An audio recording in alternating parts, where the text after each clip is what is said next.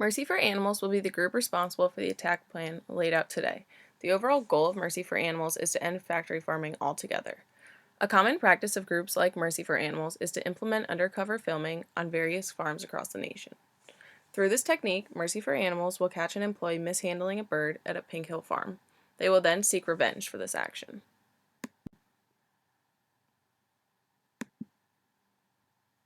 The goal of this attack plan is to sicken the employees of 4 different Sanderson contract farms in eastern North Carolina.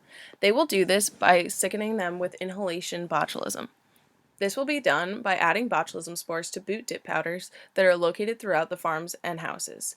They will avoid harming the birds in favor of hurting the employees believed to be. As you can see, these farms are very close in distance.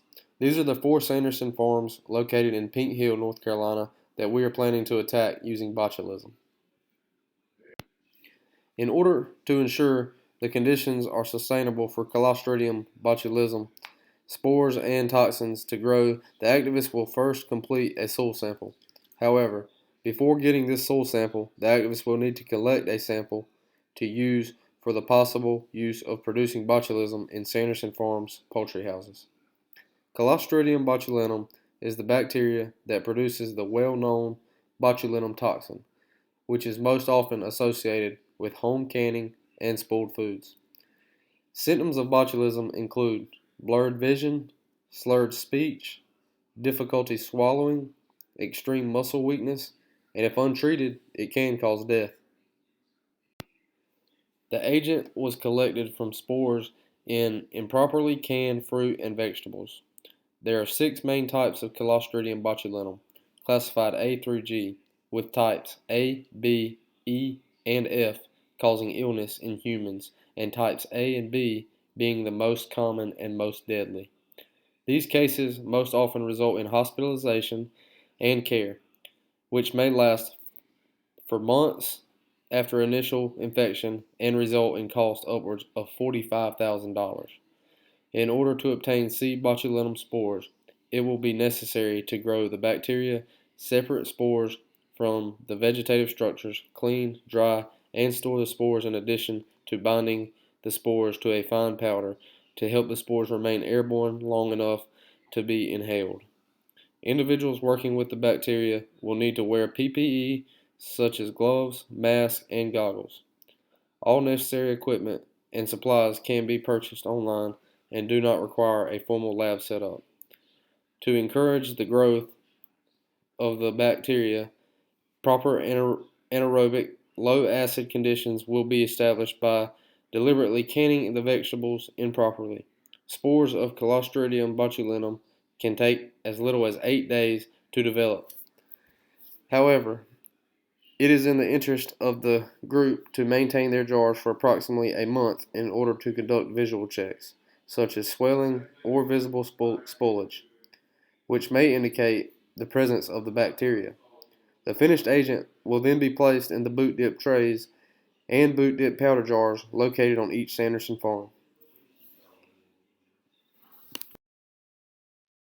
In this particular results section, we'll be looking at the workers in nearby residences. If infected, symptoms can develop within 12 to 80 hours.